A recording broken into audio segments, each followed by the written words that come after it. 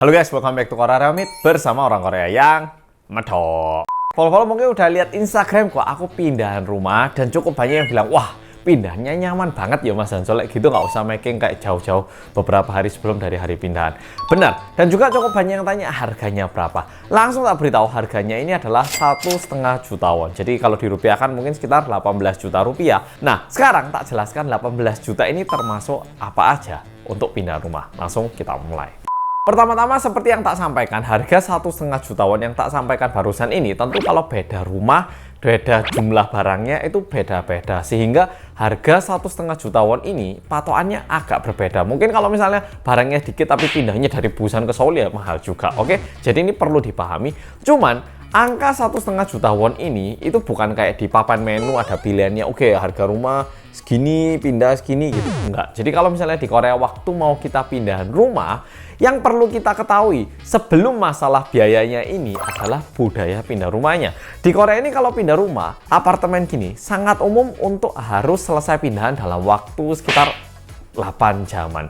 Pagi harinya aku di sini, jam 12-nya rumah ini harus kosong,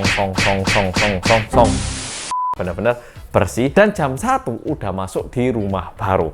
Karena jam 1 aku pindah rumah situ sama kayak rumah yang bakal aku masukin juga. Di pagi harinya ini orang harus mengeluarkan semua barang-barangnya, dan orang yang mau masuk ke rumah yang aku tinggali dulu ini juga mulai masuk jam 1. Oke? Jadi ini yang bikin kenapa harus pakai perusahaan pindahan rumah. Kalau mau pindahin sendiri, ya kamu mau minjem truk lah, kamu mau ngangkat barangnya, kamu mau bungkusin barangnya, dan terus mau kamu simpan di mana barangnya. Mobilnya nggak jempalik, nah ini harus disanggah gini. Meja-meja di packing gini biar nggak beset, terus pakai kardus yang plastik gini.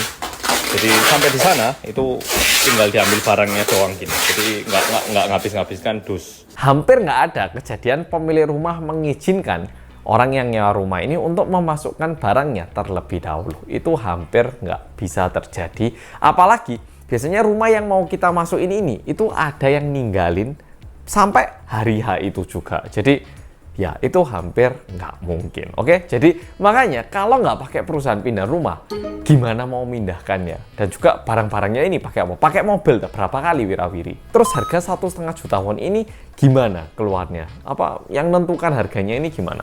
Jadi di Korea ini ada beberapa perusahaan pindahan rumah. Yang terkenal itu kayak ini, ya, yang paling terkenal itu kayaknya Yonggu Isa. Aku pun pakai perusahaan ini kali ini pindah rumah. Dan di luar perusahaan-perusahaan ini juga ada perusahaan-perusahaan yang kecil.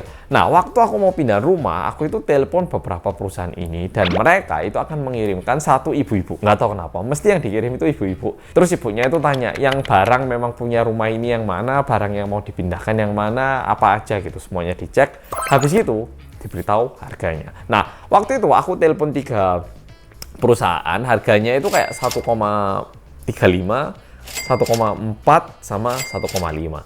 Tapi aku milih yang 1,5 ini bukan karena kayak wah saya mau yang mahal, bukan gitu.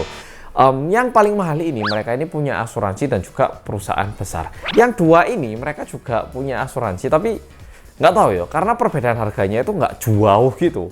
Kayak aku nggak berani ngambil risiko, apalagi barang-barang elektronik yang tak punya ini menurutku adalah barang-barang elektronik yang sangat tak sayangi. Jadi aku nggak mau sampai rusak ataupun ada koresan gitu.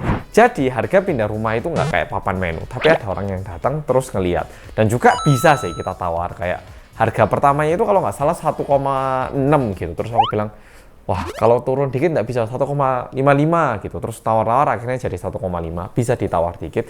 Cuman yang berdampak biasanya, yang mengakibatkan harganya berubah itu pertama, jarak pindah rumah. Kalau dari Busan ke Seoul pasti lebih mahal. Kedua, misalkan mindahkan kulkas harga 3 juta rupiahan sama mindahkan kulkas harga 200 jutaan, tentu beda ya toh. Nah, itu yang bikin harga pindah rumahnya itu agak beda. Semakin mahal barang-barangnya, mereka itu harus lebih berhati-hati, dan itu yang bikin biayanya naik. Ya bayangkan aja, misalkan mindahkan TV yang mungkin 20 inci sama mindahkan TV ukuran 200 inci.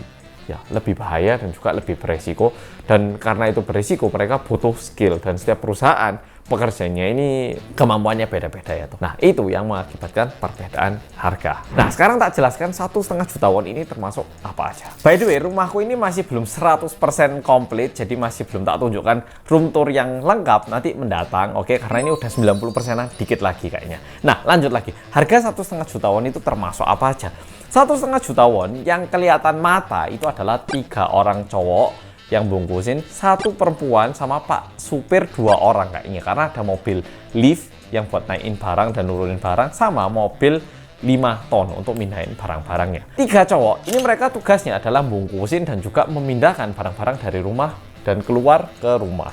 Jadi kayak kulkas, TV, mesin cuci, furnitur, semuanya itu di pack yang sangat aman. Mereka itu pakai plastik bubble wrap itu loh, yang ada peleteannya itu. Nah, dibungkus pakai itu dulu, baru dibungkus kain lagi, dan baru dipindahkan menggunakan lift. Sampai sini itu dilepaskan semua, sampahnya juga dibuang semua. Jadi 3 cowok itu tugasnya kayak gitu. Mereka bungkusin satu-satu dan memastikan barangnya ini dipindahkan dengan aman. Termasuk kayak kulkas, mesin cuci gituan itu semua dilepas, sampai sini juga diinstalkan. Jadi nggak perlu lagi manggil orang dari Samsung untuk memastikan ini udah terinstall dengan baik atau enggak. Ya udah aman, karena mereka juga menyesuaikan kayak water levelnya, kayak ini jangan-jangan miring, ini jangan-jangan gini, kalau gitu kan rusak. Itu semua mereka tahu cara masangnya, jadi nyaman banget. Nah, sedangkan yang 1 perempuan ini, kok ada perempuan ini buat apa? Nah, yang perempuan ini orangnya itu making bagian dapur, jadi kayak gelas, piring gituan, itu semua dipackingkan, nggak perlu kita siapkan bubble wrap gitu, nggak usah. Pagi-pagi mbaknya ini datang, lalu semuanya itu di packing. 1 kasih bubble wrap, 1 kasih bubble wrap, gelas kasih bubble wrap. Semuanya itu dibungkus 1 demi 1.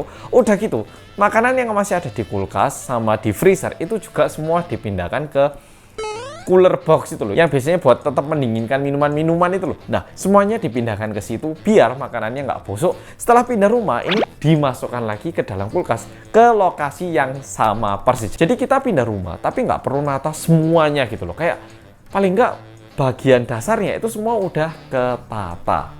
Udah gitu, waktu pindahan, kulkas bagian dalamnya ini juga dibersihkan sama mbaknya ini. Dan karena ini mbaknya itu memang sering mindahkan bagian dapur, dia itu juga lebih tahu gitu loh. Oh, kalau gelas biasanya ditaruh sini, kalau piring taruh sini, kalau panci taruh sini. Jadi meskipun mungkin itu nggak sepenuhnya tempat yang kita inginkan, setelah kita pindahan di malam hari itu kita nggak bingung, kok ini gelasnya di mana sih? Ternyata di kamar. Enggak, semuanya tertata di dapur dengan baik dan semua sampahnya itu juga dibuangkan. Jadi bubble wrap yang digunakan itu nggak ditinggal sini, tapi semuanya dibawa pulang. Dan waktu mindahkan, mereka kan menggunakan dus, tapi dusnya ini dus plastik yang digunakan ulang lagi. Jadi nggak menyisakan sampah sama sekali. Itu nyamannya. Jadi itu yang termasuk. Sekarang tak jelaskan lebih detailnya lagi. Jadi kayak pindahan rumah, kayak kulkasku ini. Ya memang kulkasku ini termasuk kulkas yang baru, yang juga tergolong bagus menurutku. Sangat-sangat bagus dan aku sangat suka. Nah kayak gini, ini ada layar ya toh. Kalau misalnya layar gini pecah gimana waktu pindah rumah? Bahaya banget tuh. Udah gitu kayak gini ini kan kaca. Kalau misalnya setelah pindah rumah ada yang retak, sakit hati ya tuh. Nah, gitu itu sama mereka itu semua dijamin pakai asuransi. Jadi sebelum pindah rumah mereka itu ngerti gitu loh. Jadi ini dibuka, pintunya dilepasin semua, di bubble wrap, dipindahkan dengan aman sampai sini, dipasangkan lagi. Udah gitu kayak kulkasku ini kan ada fungsi dispenser yang isi air. Ya gini ini mereka juga semua tahu cara masangnya. Tapi ini nggak berlaku cuman kulkas, mesin cuci, dryer, TV, itu semua dicek dan dipastikan setelah pindah rumah itu nggak ada yang rusak. Kalau rusak, mereka itu ada asuransinya. Tapi dilihat dari cara packingnya yo, fix, nggak bakal ada yang rusak. Termasuk juga furnitur itu kalau misalnya mereka itu ngelihat ada yang beset, itu diberitahu dari awal. Jadi kayak mesin cuciku itu ada kayak besetan dikit gitu loh di sininya. Sebelum pindah itu diberitahu ini ada besetan ya, nanti bukan karena kita ya. Kayak gitu, segitunya, ya segitunya. Jadi bener-bener stress free menurutku. Udah gitu, kalau dipikir-pikir ya, setelah pindah rumah, memang aku nggak bayar yang premium. Jadi pindah rumah pun itu ada yang premium, lebih premium lagi. Nah, yang paling premium itu dibersihkan dulu semuanya, bener-bener kayak mendetail, kayak setiap laci-lacinya dibersihkan gitu. Aku nggak ngambil yang segitunya.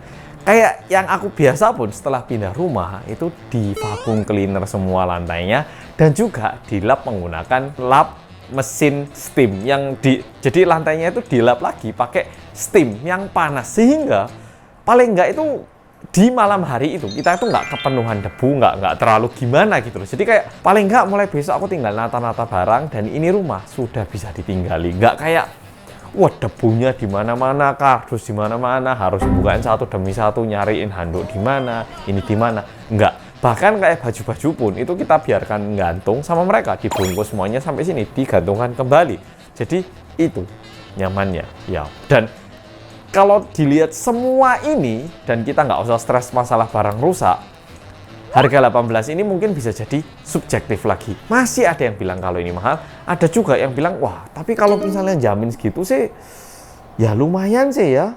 Ya, dan ini kan kondisinya di Korea. Kalau misalnya layanan kayak gini di Indonesia dengan harga segini mungkin ada yang ngerasa mahal, tapi kalau misalnya layanan kayak gini di Indonesia harga 8 juta ya mungkin beda ya tuh, karena UMR juga berbeda. Nah di Korea perlu diingat UMR-nya itu 2 juta Korea won dan biaya pindahannya itu 1,5 juta Korea won. Oke, jadi video kali ini seperti itu. Jadi uang 18 juta itu memang nggak murah, biayanya mahal, tapi perlu diingat ini harga untuk di Korea. Dan juga perlu diingat di Korea cara kontrak rumahnya itu kayak gitu. Jadi barang harus keluar di hari H dan masuk di hari H.